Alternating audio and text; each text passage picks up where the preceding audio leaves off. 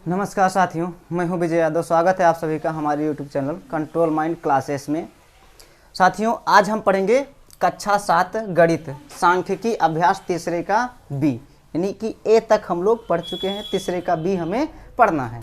इससे पहले अगर आप लोग हमारे चैनल पर नए हो तो चैनल को प्लीज़ सब्सक्राइब करिए और साथ में बेल आइकन को भी दबाइए ताकि जो भी वीडियो हम बनाए उसका नोटिफिकेशन सबसे पहले आपके पास पहुंच जाए। ठीक है, चलिए तो अब हम सवाल पे पहुंचते हैं। नंबर 1 कह रहा है किसी कक्षा के 5 शिक्षार्थियों ने गणित की परीक्षा में क्रमशः 45, 50, 68, 70 और 72 अंक प्राप्त किए। शिक्षार्थियों के प्राप्तांकों का समांतर माध्य ज्ञात कीजिए। यानी कि हमको इनका समांतर माध्य निकालना। तो समांतर माध्य निकालने के लिए समांतर माध्य का फार्मूला होता है, हम इधर लिख लेते हैं सबसे पहले। समांतर माध्य यानी कि इसका फार्मूला देख लो भैया। फार्मूला इसका क्या होता है कि यानी कि समांतर माध्य का फार्मूला यही होता है कि सिग्मा एक्स अपान में एन, ये होता है। सिग्मा का मतलब क्या होता है? सिग्मा का मतलब होता है कुल संख्या का योग, कुल संख्या का योग, कुल संख्या का योग यानी कि जोड़। और अपान में एन का मतलब होता है कुल पदों का योग, कुल पदों का योग, कुल पदों का अंक यानी कि संख्या। कुल इनको यानी कि समांतर माध्य का फार्मूला सिग्मा एक्स अपान एन हो गया। और सिग्मा का मतलब सिग्मा एक्स का मतलब कुल संख्या का योग। तो कुल संख्या का योग यानी कि सभी का हम योग निकालेंगे। योग जिसे लिखा है 40, 50, 68, 70 और 72। ठीक है, इसका सभी का योग निकालेंगे हम पहले। तो 8 2 10 के 0 हासिल 1, 4 5 9, 6 15, 15 7 22, 22 7 29, 29 और एक कितना हो गया 30। टोटल कितना हो गया? कुल संख्या का योग कितना हो गया? 30 हो गया। तो हम लिख देंगे सिग्मा, समांतर माध्य निकाल लो। तो समांतर माध्य का फार्मूला होता है सिग्मा एक्स अपान एन होता है। तो सिग्मा एक्स के जगह पे हमको लिख देना है कितना? 300, यानी कि यहाँ पे हमको लिख देना है 300। अब बटे में यानी कि कुल पदों का योग। तो पद कितने हैं? तो 1 2 3 4 और 5, 5 पद हैं, इसमें लिख देंगे हम 5। ठीक है, अब देखिए 5 से काट दो इसको। 5 एक्का में 5 और 5 छक्के 30, 5 छक्के 30 और 0 चला गया, कितना हो गया 60। हम यहाँ पे लिख देंगे कितना 60। तो इसका समांतर माध्य कितना निकल कर आया? 60। यही आपका क्या हो गया? आंसर हो गया। चलिए तो क्वेश्चन नंबर दूसरा हम देखते हैं। दूसरा क्वेश्चन है कि किसी फैक्ट्री के 15 मजदूरों की प्रतिदिन की मजदूरी क्रमशः 70, 110, 65, 80, 75, 85, 80, 76, 94, 100, 105, 110, 103, 81 और 86 रुपया है। मजदूरों की मजदूरी का समांतर माध्य बताइए, यानी कि ज्ञात कीजिए। तो समांतर माध्य का फार्मूला अभी हम बताए थे क्या होता है इससे पहले वाले सवाल में। समांतर माध्य का फार्मूला होता है सिग्मा एक्स अपान एन होता है। सिग्मा एक्स का मतलब कुल संख्या का योग और एन का मतलब होता है यानी कि पदों का योग। क्या? यानी कि 70, 110, 110 और 65 और है आपका कितना 80, 75 और 85, 80, 76, 94, 100 और है 105, 110, फिर 103 और है 81 और 86। ठीक है, यानी कि इतना दिया है, 81 86 तक हमारा दे रखा है। ठीक है, तो सभी को हम पहले जोड़ लेंगे। तो 5 5 10 5 15 6 15 6 21 21 4 25 25 5 30 30 3 33 और 1 34 34 और 6 कितना हो गया? 34 और 6 40, 40 के 0 हासिल आई 4 हो गया। फिर 7 और 1 8, 7 और 1 8, 8 और 6 14, 14 8 22, 22 और 7 कितना हो गया? 29, 29 और 8 37, 37 और 8 45, 45 और 7 52, 52 और 9 61, 61 और 1 62, 62 और 8 70, 70 8 78, 78 और 4 ये हासिल जोड़े तो हो गया कितना 78 और 4 82, यानी कि 82 के 2 हासिल आई 8 हो गया। फिर 1 और 1 2 और 1 3 और 1 4 और 1 5 और 8, 8 5 13, यानी कि कितना आ गया 1320 आ गया। तो हम लिख देंगे यहाँ सिग्मा यक्स के जगह पे, सिग्मा यक्स के जगह पे लिख देंगे हम कितना 1320। जबकि मजदूरों का जो है क्या यन के जगह पे जो पदों का योग है इसमें, तो पद का योग कितना है 15 दे रखा है। 15 चाहे गिन लो 1 2 3 4 5 6 7 8 9 10 11 12 13 14 15, ठीक है। तो हम यहाँ पे लिख देंगे बटे में इसके 15, ठीक। अब देखो काट देंगे इसको, 15 से काट दो इसको, तो 15 एक्का में 15 और 15 अट्ठे 120 और कितना बचा 12 और 12 पे 0 फिर 120 हो गया, 15 अट्ठे 120, कितना निकल कर आया 88 आया, ठीक। तो यहाँ पे लिख देंगे 88 और कर देंगे रुपया, रुपये में दिया था तो रुपये कर देंगे रुपये। यही आपका क्या हो गया आंसर हो गया। हाँ तो चलिए क्वेश्चन नंबर तीसरा देखिए। तीसरा क्वेश्चन कह रहा है कि नीचे दी गई सारणी के आंकड़ों का समांतर माध्य ज्ञात कीजिए। तो जो सारणी का समांतर माध्य कैसे निकालते हैं, इसका फार्मूला अलग होता है जबकि संख्याओं का फार्मूला अलग होता है। तो सारणी का फार्मूला होता है समांतर माध्य का, हम लिख देंगे समांतर माध्य का फार्मूला इधर लिख दे रहे हैं, यानी कि सूत्र क्या है समांतर माध्य का, यानी कि सिग्मा एफ एक्स अपान में होता है सिग्मा एफ, ये होता है सिग्मा एफ एक्स अपान सिग्मा एफ होता है। जबकि यहाँ पे लिखा है जो संख्या आंकड़े दिए रखे हैं यानी कि पद दे रखे हैं, यहाँ पे पद आंकड़े के जगह पे पद भी रख सकते हो, ठीक है, क्या पद है यहाँ पे, ठीक। तो देखिए एक्स का मतलब होता है यानी यहाँ पे जो पद निकल कर आया, ये पद लिखा हुआ है, इसका यक्स का मतलब होता है क्या पद जो दे रखा है हमको, ठीक है। और यफ का मतलब होता है क्या बारंबारता, ठीक है। तो इन दोनों का मल्टीप्लाई हम करवाएंगे, एफ एक्स को गुणा करवाएंगे तो हमें निकल कर आएगा पद और इसका बारंबारता निकल, कितनी बार पद आया है उसका बारंबारता कितनी बार, मतलब कितना टोटल निकल के आया है, ठीक है। तो देखिए पद कितने दे रखे हैं हमारे, यहाँ पे लिख देंगे हम 4 और 6, 4 6 और है 8 10 और है 12 और है 14, यानी कि ये हमें दे रखा है, ठीक है। चलो 12 और 14।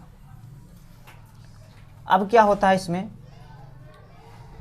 कि जो हमारा कितनी बार आया है बारंबारता, कितनी बार 4 कितनी बार आया तो 3 बार आया है, और 6 4 बार, 8 2 बार, और 10 आया है 2 बार, 12 आया है 6 बार, और 14 आया है 8 बार, ठीक।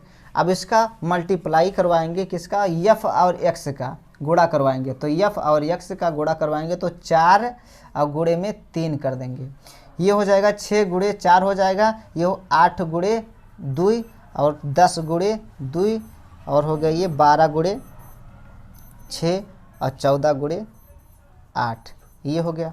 अब इनका मल्टीप्लाई करवाएंगे, ठीक। तो हो जाएगा 4 तियाँ 12, 4 तियाँ 12 और 6 चौको 24, 8 दूनी 16, ठीक। 10 दूना में 20, 12 छंग 72 हो गया ये, और 14 अट्ठे 112, ये आपका निकल कर आया। यानी कि एफ एक्स निकाले और बारंबारता निकाले, लिखा है पद दिया दे रखा था इसमें उसको निकाल लिए, ये पद दिया है ये बारंबारता दिया है, इसको जब निकाले तो कितना है ये निकल कर आया। अब क्या होता है यहाँ पे टोटल का योग होता है, क्या करते हैं टोटल का योग निकालते हैं, यानी कि जोड़ते हैं टोटल को, ठीक है। तो जोड़ेंगे जब ये तो हम क्या निकालेंगे, यानी एफ का योग होता है यानी कि सिग्मा एफ, सिग्मा यहाँ एफ का योग निकालेंगे, सिग्मा एफ का योग, तो सिग्मा एफ कितना आया है उसको निकालेंगे, और यहाँ एफ एक्स निकालेंगे सिग्मा एफ एक्स, तो हम लिख देंगे सिग्मा एफ और एक्स इसका योग निकालेंगे, ठीक। तो हम यहाँ पे सिग्मा एफ एक्स रखा है, यानी कि इसका फार्मूला लिखा है, वहाँ पे हम इसको रख देंगे। ठीक है, तो इसको जोड़ लो। तो 2 4 6, 6 6 12, 12 2 14, 2 16, 6 हासिल 1, और 1 और 2 3 और 1 4, 4 2 6, 6 7 13 और 1 14 और 1 हासिल मिला के 15, 15 के 5 हासिल 1 और 1 कितना हो गया 2, 256 निकल कर आया। और जबकि इसको देखें 4 3 7, 7 2 9, 9 2 11, 11 6 17, 17 8 25 हो गया। ठीक, यानी कि आ गया सिग्मा एफ हमारा निकल कर आया 25 आया, और सिग्मा एफ एक्स निकल कर आया कितना 256 आया। तो ये फार्मूला लगाएंगे हम, फार्मूले के जगह पे जहाँ सिग्मा एफ एक्स लिखेंगे, सिग्मा एफ एक्स अपान होता है सिग्मा एफ। देखिए सिग्मा एफ एक्स से निकल कर आया कितना 256 है, यहाँ लिख देंगे 256 बटे में क्या सिग्मा एफ के जगह पे 25 निकल कर आया, तो हम लिख देंगे हम 25। ठीक, अब देखिए इसको भाग कर दे रहे हैं, तो आ गया 25 1 में 25 और 25 1 में 25। ठीक है, अब 25 निकल कर आया, तो यहाँ पे पहले 0 बार पहाड़ा पड़े, फिर पॉइंट लगाए, ठीक, फिर 0 बढ़ा, हो गया 60, और 60 25 दूना में 50, 10 बच गया, और 10 पे फिर 0 पॉइंट लगा है, तो हो जाएगा 100, और 25 चौको 100, यानी कि 10.12। ठीक, ये हो गया। चाहो तो इस तरह से रख के भाग कर सकते हो। ठीक है, यानी कि 25 और भाग में कर देना 256, ऐसे निकाल लो। तो 25 1 में 25 हो गया, कट गया ये आपस में, 6 उतारे।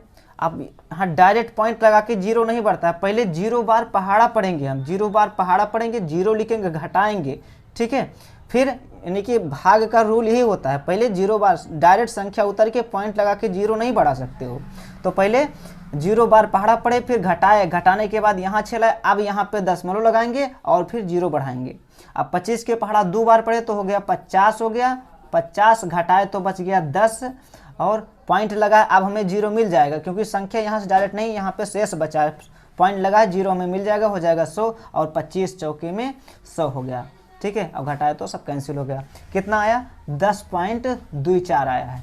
ठीक, तो हमारा आंसर कितना आया 10.24, हम लिख देंगे 10.24, यही आपका करेक्ट आंसर है। हाँ, तो क्वेश्चन नंबर 4 देखिए, ये सारणी हमको दे रखा है, शिक्षार्थियों की संख्या दी है यहाँ पे 140 147 148 49 50 51 यानी 154 158 162 और 160 दिया है। बारंबारता यानी कि 140 कितनी बार, 3 बार, ये 4 बार, ये 5 6 10 7 5 4 4 और 2। ठीक है, कह रहा है उपर्युक्त आंकड़ों का समांतर माध्य ज्ञात कीजिए। तो इसका समांतर माध्य का फार्मूला सारणी वाला होता है, यानी कि सिग्मा एफ एक्स अपान में होता है सिग्मा एक्स एफ।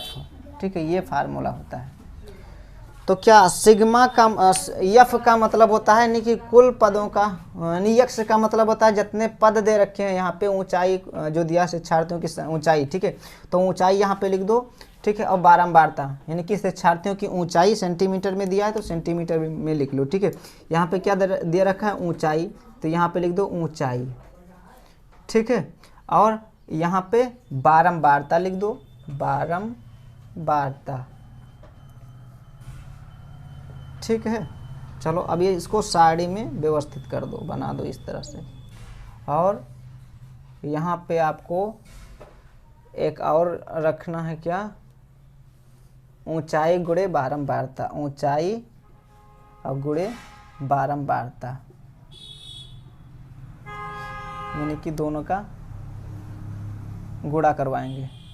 ठीक है, लिख लो भैया, संख्या हो गया। अब इतना करने के बाद में हमें क्या करना है, यानी कि पूरे का योग निकालना है। तो 2 4 6 4 10 10 5 15 15 7 22 22 और 10 32 32 और 10 32 और 6 32 6 38 38 और 5 38 और 5 हो गया 43 43 और 4 47 47 3 हो गया कितना 50, यानी ये हो गया आपका 50। ठीक, अब इसका हम योग निकालेंगे, टोटल करेंगे। ठीक है, 7757, ये आपका पूरा आंसर होगा।